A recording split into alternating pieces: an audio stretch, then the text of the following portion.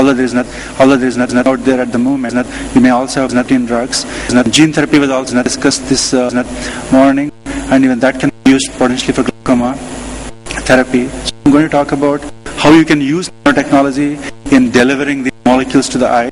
Not every molecule that I'm going to talk about directly relates to glaucoma, but you can make an extrapolation.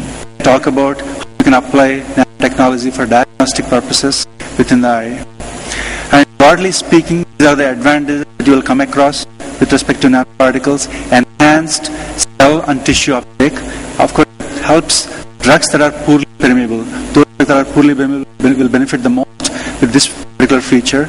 And then there is also another parameter that many people may not realize. That's reduced clearance. Once the drug is trapped in a tissue, it can remain there for a longer period to use nanotechnology. The other application is that you can sustain the release, but this is sort of limited because there are alternatives depending on the drug type to sustain the release. So I'll start with small molecules. Small molecules, there are some challenges. Those challenges include poor permeability and poor solubility. And that's the case for some molecules that are applied to the eye surface. And sometimes when you are applying corticosteroids, for example, using a suspension, that's because the drug is not soluble in an aqueous medium.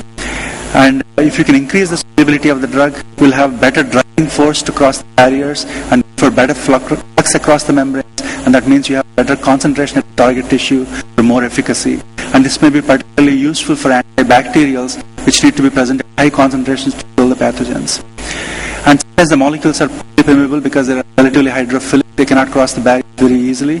And again, there you will be helped by nanotechnology. So the consequence of these inadequacies is that you have poor permeability and poor delivery and low efficacy. And what that means is you have to really dose the eye surface a number of times. And antibacterials are typically dosed several times in a day, up to 6-7 times sometimes, 6-8 times sometimes.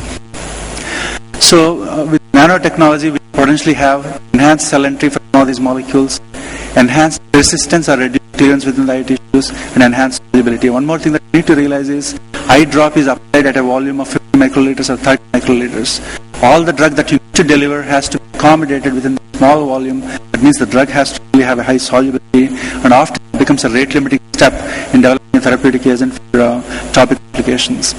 So in this particular example, what I have is a polymeric system here at the top that looks like a tree-like structure. That's why it's called as a dendrimer. It's not the usual PAMAM dendrimer. It's a proprietary dendrimer that a company came to us with. And what they asked us to do was to use the dendrimer for ophthalmic applications. So we used it with gatifloxacin. Gatifloxacin is a drug that was previously marketed at 0.3% solubility. And then if you see here in this particular plot, when we have no dendrimer present, the solubility of the drug is close to 0.3%. But that's because the company is operating at the maximum solubility of the drug in their product. And then with this dendrimer, we have basically mixed the dendrimer along with the drug, and the outcome was that the drug is much more soluble than before. The reason is the drug has many locations where it can interact with the dendrimer through ionic interactions, hydrogen bonds, and so on and so forth. And the dendrimer itself has an extremely high solubility. So basically, the drug can benefit from the solubility of the polymer, and that will lead to enhanced solubility of the drug. This particular dendrimer itself is less than 10 nanometers in size. And what you will see here is that as we are increasing the concentration of the dendrimer, we are increasing the solubility of the drug. And also here you may not clearly see, but we are maintaining the pH at the same value because pH itself can influence the solubility. And to begin with, you have about 0.3% solubility, but as you keep on adding the dendrimer, you keep on increasing the solubility, going up to about 15%. For some of our studies, we have used the 1.2% concentration, which is 12 mg per ml solubility of the drug, which is much more than what's feasible with the commercial formulation. And also you have to note that our formulation does not have a preservative benzalkonium chloride, unlike the formulation that is commercially available, which has benzalkonium chloride as a preservative. The reason I'm mentioning that is benzalkonium chloride by itself can increase the permeability of molecules across the barriers, and that you have to keep in mind. And in this snapshot, what you're seeing is human corneal epithelial cell uptake of the dendrimer. It's a FITC label dendrimer. You see that within 5 minutes, the green label is present within the cells. That means the dendrimer is being taken up by the cells in a rapid manner. That's critical, especially when you're applying eye drops on the surface, because the contact time is extremely narrow and the drops will be drained within a minute or two. So this rapid uptake is useful. And in this panel, what I'm showing you is the delivery to the rabbit eye. We have applied the Dendromer formulation as an eye drop, and the blue line here represents our formulation at 1.2% of the concentration of the drug. And then the other two lines represent what is commercially available, what is commercially tested before they were approved by the FDA. This data is from NDA of Allergan, and you can see that compared to those formulations where the decline is very rapid from the peak concentration, our formulation sustains the drug levels within the conjunctival tissue for much longer time. And also we have higher concentrations in the tissue because we are anyway able to solubilize more concentration of the drug within our formulation. So basically what I've shown you here is, with using Dendromer, a polymeric material, we can increase the solubility of the drug, so we can accommodate more of the drug in the drop, and then we can increase the delivery of the drug. We have a higher peak concentration, and also we can reduce the clearance of the drug so it persists for longer periods within the tissues. And then also this whole system goes into the cells very rapidly, which is critical for ophthalmic applications. And then, because we are interested in glaucoma, I introduced one topic here that is related to glaucoma therapy. Sustained glaucoma therapy using eye drops is the focus here. And as you know, there are a lot of alternatives that are being investigated at the moment. Punctal plugs loaded with anti-glaucoma medications for long-term glaucoma therapy. And other companies are looking at contact lenses loaded with glaucoma medicines for long-term therapy. And yet other companies are looking at intravitreal implants which can maintain the pressure reduction for a long period of time. But I'm proposing a different alternative, which is a non-invasive way to dose, that is an eye drop. So in this case, the key problem is that the drops are cleared very rapidly, and we want to maintain the drug on the eye surface for long periods of time. That's the strategy here. And also we know that the bioavailability of a drug from an eye drop is less than 5%. That's mainly because the drainage is very rapid. And another goal is to increase the bioavailability of the drug. And so as a consequence of these improvements, what we can expect is that compared to the short pulsatile delivery that we have, we can probably accomplish reduced precorneal clearance with the nanoparticle, reduced tissue clearance with the nanoparticle, and enhance drug exposure as well. Drug itself, when it is and a small molecule, it will be cleared very fast. But if it's entrapped along with the nanomaterial, that clearance would be reduced. So the exposure of the drug to the tissues would be increased. So this technology is called as hybrid Dendromer nanoparticle technology. What I'm using is the Dendromer type of material that I discussed previously, something similar to that, along with nanoparticles. And these nanoparticles are loaded with two drugs. We have timolol as well as brimonidine. We have two types of nanoparticles that carry the anti-glaucoma drugs, timolol and brimonidine. And then we have placed these nanoparticles within the Dendromer network, and the Dendromer network is cross-linked to the surface of the nanoparticle. So basically we have a gel type of system which can potentially reside for longer periods on the eye surface. And here you are looking at the exposure response to this Dendromer when we exposed for 24 hours to human corneal epithelial cells. You are looking at the cell viability and protein content. You can see that in various groups you really do not have any change in the cell viability response, meaning that these formulations are tolerated well by the cell cultures. And then we are looking at the uptake here, the nanoparticle uptake. This is the earliest time point, which is in 5 minutes. Human corneal epithelial cell uptake. This is 1 hour, 3 hours. And on the right hand side here you have the plain nanoparticle.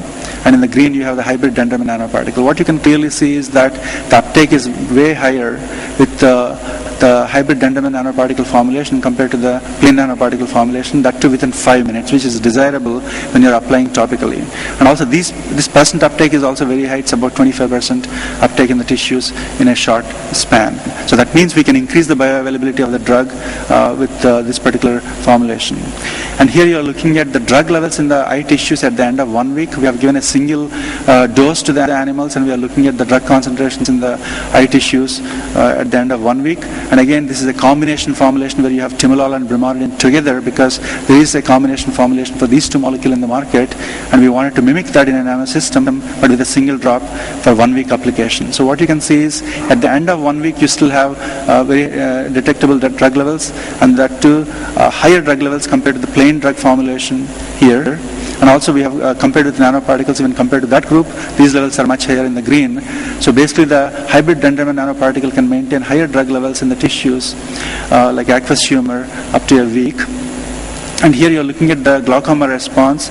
In this particular group, what you have is the plain drug formulation. This is the PBS formulation, and you can see that compared to the contralateral eye, which did not receive the medication, in this rabbit model we have reduced the pressure immediately after dosing with the PBS formulation, but then the pressure comes back up and there is no clear difference between the dosed eye and the contralateral eye beyond that time point. But then if you look at the HTNP formulation, what you see is there's a pressure decline to begin with, and then that was maintained at least up to 3 or 4 days, up to 4 days, which was reasonable decline compared to the contralateral eye. But this is much more than what can be accomplished with the PBS formulation. So what I showed you here is, at least in theory, a non-cytotoxic formulation based on HTNP can enhance corneal epithelial uptake of drug molecules, and then it can sustain in vitro and in vivo drug delivery. I have not shown you the in vitro delivery, but we have shown that. And then it can also sustain the efficacy in vivo better than the plain PBS formulation. So there I'll move on to the protein molecules.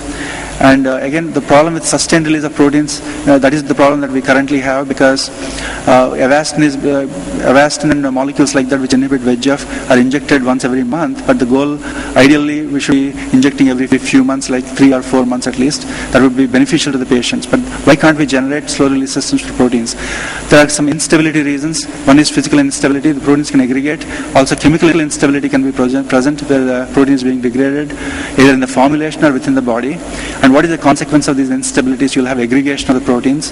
And then also, if it's a formulation, if the protein has aggregated inside, the protein cannot be completely released, and there could be loss of activity once you have an aggregate, and also the aggregates could be immunogenic. So all of the problems with the slow release formulations. So how do you stabilize the proteins? There are some approaches here. One is you can produce the protein within the body, like gene delivery approach is one, where you produce the protein within the body in natural settings where it will be active as soon as it is released, and it will be used up soon after release. Also, you can have engineered cells similar to the neurotech technology, where you have engineered cells secreting a growth factor, and likewise you can imagine where the protein is produced and immediately it's used within the body. And then also you can potentially engineer proteins with enhanced stability. People are looking at that and also reduced immunogenicity. This is not still a small task, but that's feasible. And the other approach is a formulation approach where you're adding excipients to increase the stability of the molecule. And we have undertaken a formulation approach, and in this case we developed a nanoparticles and microparticle technology to sustain the release of our protein drug. So we basically have a porous particle here, which is a microparticle, and within that we have embedded some nanoparticles that are loaded with the drug of our interest, which is Avastin in this case, or bevacizumab. And we want to slowly release the drug. And the reason we use a porous structure is because the PLGA network itself has acidic metabolites, and those acidic metabolites can be readily removed if you have a porous structure, because once lactic acid is released, it can be easily released from the particle. So it won't be harming the protein that is inside. And the reason we are using these nanoparticles is because if you fill these pores directly, the protein will come out very rapidly. But if you coat it on a nanoparticle, what happens is you have some pores, and on some occasions you have a pore that is sealed. That means this pore is not as permeable compared to this pore. So with this kind of a structure, you have some obstruction which kind of slows the release of the molecule. And here you are seeing that pattern. We have at least 2 or 3 formulations here. And of course, if you use an excess of the bevacizumab quantity, then you will have a burst release that is very high, as you see in this group. But in the other groups, you can see a slow release that is lasting up to about 4 months in this case. And then over the 4 months period, we looked at the soluble protein, and then qualified using size extrusion chromatography. You can see that the molecule still maintains its monomeric form up to 4 months time. That means it's present in the active form. And also we looked at circular dichroism, and even that pattern is kind of similar over this period. What this means is we can sustain the release of a bevacizumab, and all the release studies were done at 37 degrees centigrade. So most likely there is a suitable formulation for prolonged release with this protein drug. Protein drug. Acids also have different kinds of problems. One of them is poor cell entry, because they are very hydrophilic molecules, the genes, and they have a difficult time entering the cell. Not only that, they need to enter the nucleus as well, and that can be probably facilitated by nanoparticles. The other issue is enzymatic stability. When you expose plain plasmid to the tissues, it will be degraded very rapidly by the nucleus that are present everywhere in the body. So you need to overcome that limitation as well. So as a consequence of these problems, you have inadequate delivery and poor efficacy. And we can potentially overcome that with nanoparticle approaches. In our studies that are already published, we showed that we can reduce the degradation of an intraceptor VEGF VEGF intraceptor plasmid against nucleus in the presence of nanoparticles. And also we showed that we can increase the cell entry of plasmid using this approach, and also targeting the gene delivery is possibly because the plasmid is also going to the nucleus. And this is an example of what type of technologies we use to achieve this. Here you have a polymeric sphere, and within the sphere we have a plasmid of our interest shown in green. And then on top of the particle we place a ligand, which could be a protein or a peptide. And this protein or peptide will recognize the receptors on the cell surface, and that facilitates the targeting, cell uptake, and so on to achieve our goals. That's called as a functionalized nanoparticle. And finally, I'll talk about diagnostics. Again, there are a lot of opportunities with nanotechnologies where you can diagnose diseases in a better way. One example that I have here is how to monitor the vascular leakiness and stage it. Right now you have the vascular leakage is present, yes or no, and then once you have it, you give Lucentis. But if you really have a way to quantify the stages of vascular leakiness, meaning small vessels are leaking right now, larger vessels are leaking right now, and based on that maybe you can come up with different therapeutic approaches or come up with different doses, which you don't typically do right now. You give the same dose irrespective of the extent of leakage. So the idea is to be able to stage the vascular leakiness as stage 1, 2, 3, 4 and so on and so forth, with the idea that you can use different doses or use different drugs to treat the condition. And also another limiting factor with some of these imaging technologies which are advancing very rapidly, like including quantum dots, is that some of the materials could be toxic.